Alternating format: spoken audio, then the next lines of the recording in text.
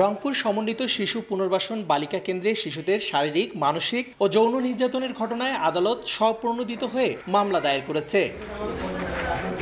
গত ২৯ জন অতিরিক্ত chief metropolitan magistrate Rashed Hossain জনস্বার্থে ও ন্যায় বিচারের লক্ষ্যে শিশু পুনর্বাসন কেন্দ্র থেকে ৪ কিশোরী পালানোর কারণ ও বিভিন্ন গণমাধ্যমে প্রকাশিত সংবাদের প্রকৃত ঘটনা উদ্ঘাটনে পিবিআইকে তদন্তের নির্দেশ দেন। আগামী ২৭ জুলাই তদন্ত প্রতিবেদন জমা দেওয়ার তারিখ নির্ধারণ করা হয়েছে। পুনর্বাসন কেন্দ্র যেটা বালিকা, সেখানে যৌন হয়রানি করা হওয়ার অভিযোগ আসছে, শারীরিক নির্যাতনের অভিযোগ আসছে এবং এটাও খবর পাওয়া গেছে যে এখানে অনেকে মারা গেছে, যেহেতু তাদের বাবা মা ছিল না বলে তাদের সেই লাশগুলো বেওয়ারিশ লাশ হিসেবে দাফন করা হয়েছে।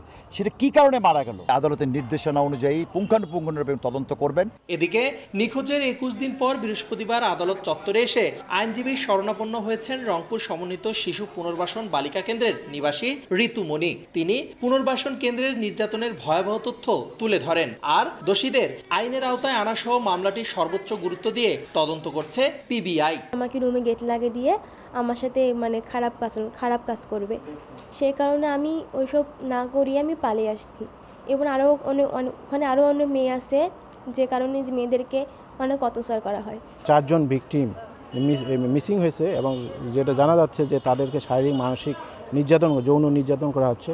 কোর্টের যে নির্দেশনা আছে সেইভাবে আমরা তদন্ত রিপোর্ট প্রতিবেদন দেব। গত ১২ জুন রংপুর নগরীর দেওডোবা এলাকার রংপুর সমন্বিত শিশু পুনর্বাসন বালিকা কেন্দ্র থেকে ৪ শিশু নিখোঁজ হন। পরিবারের সদস্য ও মানবাধিকার কর্মীরা স্মৃতি, কৃতি, ঋতুকে উদ্ধার করলেও এখনও নিখোঁজ নিবাসী আশা। এদিকে উদ্ধার হওয়ার পর পুনর্বাসন কেন্দ্রে ফের নির্যাতনের শিকার হওয়া স্মৃতিকে গত ২৫ জুন আদালতের মাধ্যমে তার পরিবারের জিম্মায় দেয়া হয়েছে।